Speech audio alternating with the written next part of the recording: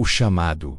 Quando a alma é convidada ao desconhecido, a jornada do herói nunca começa em um lugar de conforto. Ela nasce no limiar do conhecido, no momento em que tudo que era familiar começa a perder o brilho, como se o mundo ao redor deixasse de responder às nossas perguntas mais íntimas. É nesse espaço de inquietação que o chamado da alma se revela menos sutil para alguns, avassalador para outros.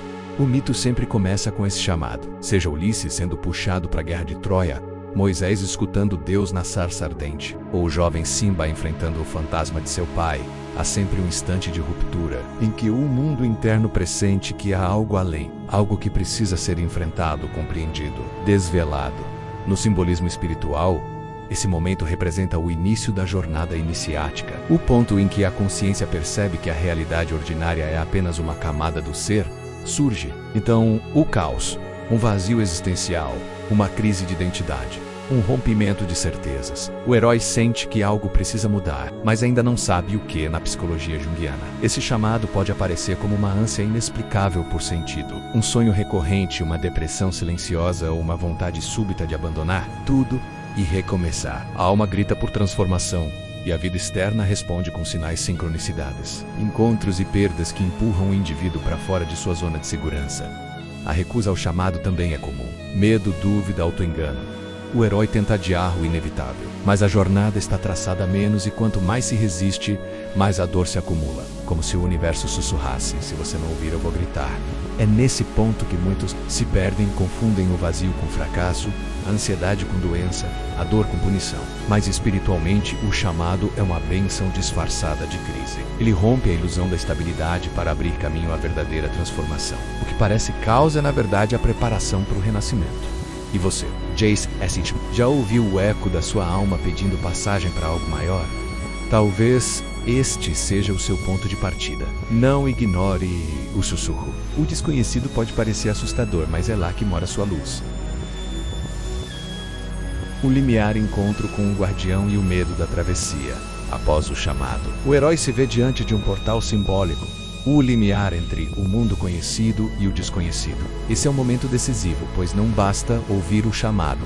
É preciso atravessar o portal, abandonar as certezas, os velhos papéis, os apegos à identidade construída. Na tradição mitológica, esse limiar costuma ser guardado por uma figura que impõe um desafio. O dragão, o monstro, o enigma, o medo. Em termos psicológicos, esse guardião representa os bloqueios internos que nos impedem de mudar. Padrões de autossabotagem, crenças limitantes, traumas não integrados. Eles surgem como vozes interiores dizendo: você não é capaz. É tarde demais. Você vai falhar. A travessia então exige coragem. Mas não uma coragem heróica no sentido comum. É uma coragem interna, silenciosa, firme, que reconhece o medo, mas escolhe seguir mesmo assim. O herói compreende que não se trata de lutar contra o guardião, mas sim do enfrenta-lo, como reflexo de sua própria sombra. A alquimia espiritual nos ensina que é justamente nesse limiar que ocorre a primeira transmutação. O chumbo da ignorância começa a se dissolver diante do fogo do desejo de autoconhecimento. O caos, que antes parecia destrutivo, agora se revela fértil. Mas para atravessar é preciso abrir mão do controle, morrer simbolicamente, render-se ao mistério. Muitos desistem nesse ponto. O medo fala alto. A mente tenta racionalizar.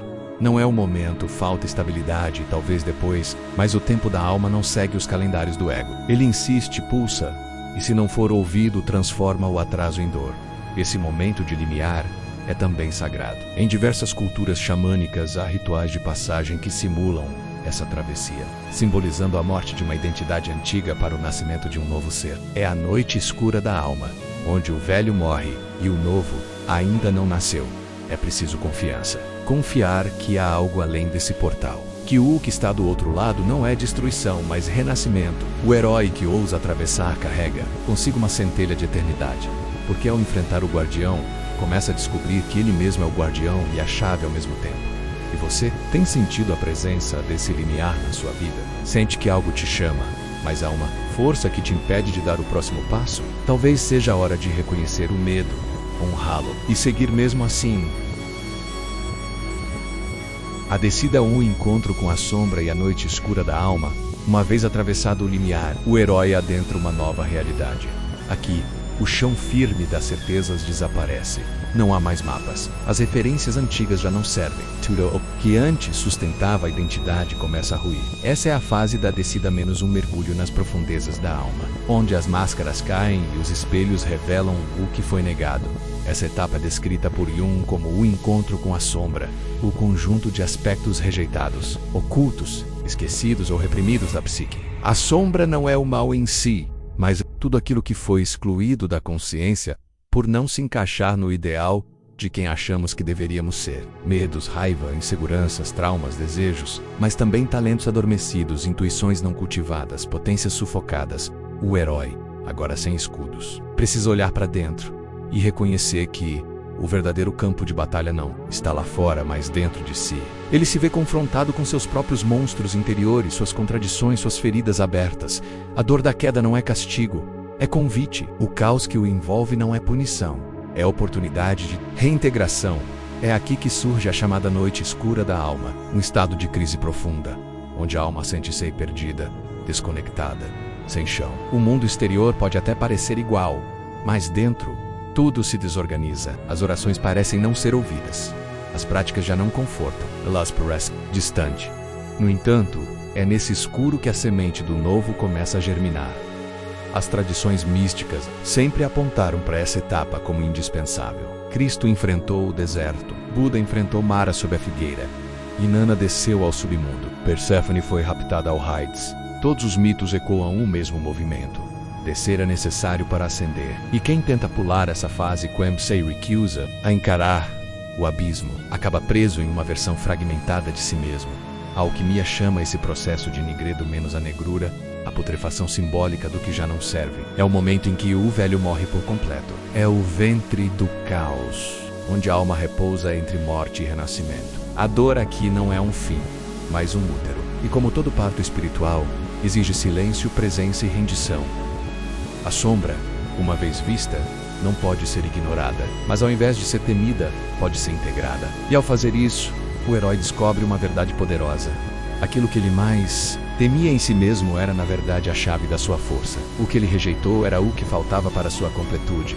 O encontro com a sombra não é sobre eliminar a escuridão, mas aprender a carregar a luz dentro dela. É perceber que o caos interno é fértil, que a dor revela camadas esquecidas, e que todo abismo também é um espelho. Ao atravessar essa noite escura, o herói emerge diferente não porque venceu algo, mas porque se reconheceu inteiro. E você, tem sentido essa descida em sua jornada? Tem enfrentado essa escuridão? Talvez esteja mais próximo da luz do que imagina, pois é no silêncio profundo da alma que o verdadeiro renascimento começa a acontecer.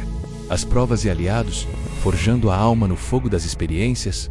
Após encarar a sombra e atravessar a noite escura da alma, o herói não retorna ao mesmo. Ele agora caminha por uma terra interior desconhecida, carregando cicatrizes e aprendizados. É nesse ponto da jornada que surgem os desafios mais exigentes. Provações que testam não só a coragem, mas a maturidade espiritual, o discernimento e a humildade. Cada obstáculo encontra ressonância em algum ponto não resolvido do herói. São testes simbólicos que atuam como espelhos, revelam a verdadeira motivação por trás das ações. Confrontam desejos ocultos, expõem ilusões. São situações que exigem entrega real, escolhas éticas, firmeza na intenção. Aqui não há mais espaço para máscaras, só o que é autêntico permanece na linguagem da psicologia profunda. Essas provações são oportunidades de individuação. O processo pelo qual o ser se torna uno, integrando luz e sombra, consciente e inconsciente. E na alquimia espiritual, essa é a fase do fogo que purifica. O herói não está sendo destruído, está sendo refinado. Curiosamente, nesse momento crítico da jornada, surgem também os aliados inesperados. Podem ser pessoas que aparecem no caminho com palavras que iluminam. Podem ser mestres, guias, mentores, ou mesmo símbolos e sinais, sonhos e intuições, que apontam uma direção quando tudo parece incerto. Essas presenças humanas ou invisíveis representam um auxílio espiritual, que vem quando o buscador está genuinamente aberto para transformar-se nos mitos. Esses aliados são os anciãos sábios, os animais guia, os ajudantes mágicos. Em nossas vidas eles podem tomar a forma de encontros marcantes, livros que caem em nossas mãos no momento exato, ou até sincronicidades que nos confirmam que não estamos sozinhos no processo. É como se o universo conspirasse silenciosamente para que o herói prossiga menos, mesmo quando tudo dentro dele quer desistir. A sabedoria ancestral ensina que essas provas não são castigos, mas rituais de passagem. São necessárias para que o herói abandone o ego infantil e assuma sua maturidade espiritual. São provas de fogo que queimam o orgulho, o controle, a arrogância e deixam apenas o ouro da essência. A alma forjada nesse processo começa a reconhecer o valor do silêncio, da paciência, da escuta interna. Ela aprende a confiar no invisível, a se orientar não pela lógica do mundo, mas pela bússola do coração. E assim, o herói aprende a agir com mais consciência, mais compaixão, mais verdade. É nesse ponto que muitos desistem. As provas são intensas, as perdas são reais. Mas quem segue em frente, mesmo cambaleando, começa a descobrir algo precioso. A força que ele procurava lá fora sempre esteve dentro. O medo começa a se transformar em presença, a dor em sabedoria, a dúvida em fé. Essa etapa é também o início do nascimento de um novo propósito. O herói começa a vislumbrar que sua jornada não é apenas pessoal, que sua transformação serve a algo maior. Ele se percebe como parte de um todo e compreende que as feridas que curou em si são luzes acesas no caminho de outros. As provas continuam, mas agora ele sabe. Há um propósito maior em cada passo, e essa certeza silenciosa se torna seu novo alicerce. A recompensa é a iluminação, o ouro que nasce do abismo. Depois de atravessar o caos, encarar as sombras, suportar as provas e acolher os aliados, o herói atinge um ponto de virada. Não é o fim da jornada, mas um instante de revelação. Algo muda profundamente dentro dele. O que antes era confusão se torna clareza. O que antes era dor se transforma em compreensão. E do fundo mais escuro do abismo começa a emergir um novo estado de ser, a iluminação interior. Nos mitos antigos, essa fase costuma ser representada como a obtenção de um objeto sagrado, o cálice, o elixir, a espada de luz, a joia, no plano simbólico, essa recompensa não é externa, mas interna. É a consciência ampliada, a visão desperta, o reencontro com a centelha divina. O herói compreende que sua verdadeira busca não era por algo fora de si, mas por uma reconexão com sua própria alma. Essa iluminação não é grandiosa nem dramática. Muitas vezes, ela chega em silêncio. É o tipo de sabedoria que se revela no olhar calmo, na palavra serena, no gesto compassivo. O herói agora carrega consigo algo que não pode ser ensinado, apenas vivenciado. A verdade conquistada através da travessia, no campo da psicologia profunda. Essa etapa corresponde à integração. A persona não comanda mais o indivíduo. O ego já não governa sozinho. A sombra foi abraçada, os complexos foram reconhecidos, os padrões inconscientes foram transmutados, e com isso o ser torna-se inteiro, não perfeito, mas inteiro, capaz de viver com autenticidade, coerência e propósito. É também neste ponto que muitos sentem a urgência de partilhar. O herói entende que sua cura não é apenas sua, que a luz que agora brilha dentro dele precisa ser colocada a serviço do mundo. Surge então um chamado ao servir, não por obrigação, mas por compaixão. Nas tradições espirituais, essa fase é conhecida como o despertar do coração. O herói não age mais por medo ou desejo de reconhecimento, mas por amor. Compreende que cada ser é parte do mesmo tecido sagrado da existência e que sua jornada contribui para o despertar coletivo. Ele não se sente mais separado do todo, sente-se parte viva do divino. A recompensa verdadeira não é a ausência de dor, mas a capacidade de transformar a dor em sabedoria. A iluminação não é uma fuga do mundo, mas um novo modo de habitar o mundo. Não se trata de elevar-se acima dos outros, mas de lembrar-se de quem realmente se é.